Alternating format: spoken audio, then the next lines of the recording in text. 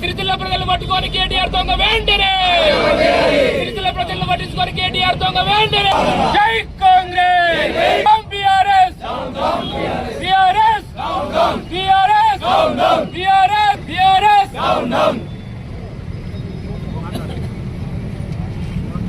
సిరిసిల్ల ప్రజల్ని పట్టించుకొని కేటీఆర్, సిరిసిల్ల ప్రజల్ని పట్టించుకొని కేటీఆర్.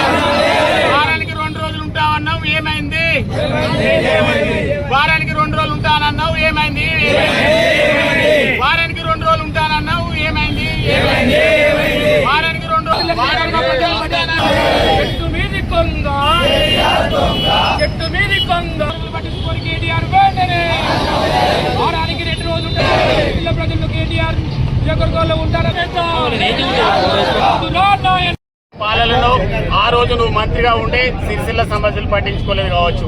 మరి ఈ రోజు ఒకను ప్రతిపక్ష నాయకుడిగా సిరిసిల్ల ఎమ్మెల్యేగా ఏనాడైనా సిరిసిల్ల ప్రజలను పట్టించుకునే పరిస్థితి ఉందా అని ఈ సందర్భంగా అడుగుతా ఉన్నాం.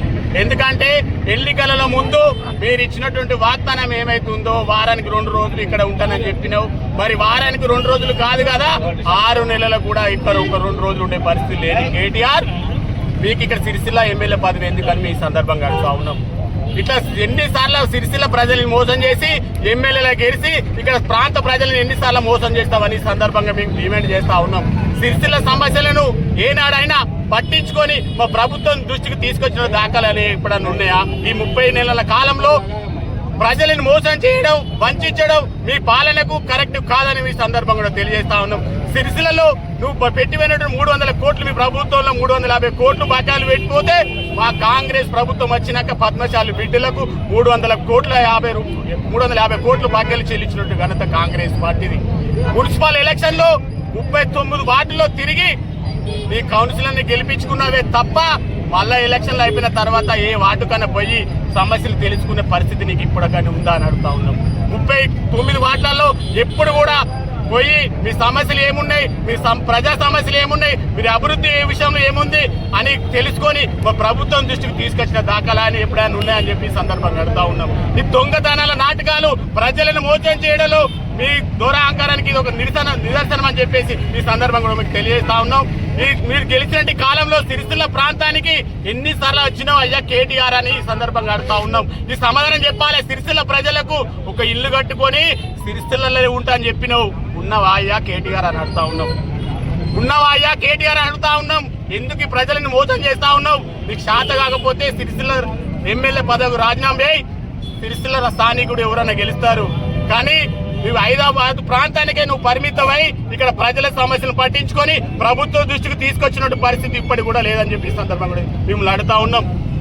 గెలిచిన తర్వాత ఎప్పుడైనా అధికారులతో ప్రజల సమస్యలపై ఎప్పుడైనా రివ్యూ మీటింగ్ పెట్టి ప్రజల సమస్యలు ఏమున్నాయని ఒక్కసారి అడిగావా కేటీఆర్ అని సందర్భంగా అడుగుతా ఉన్నాం.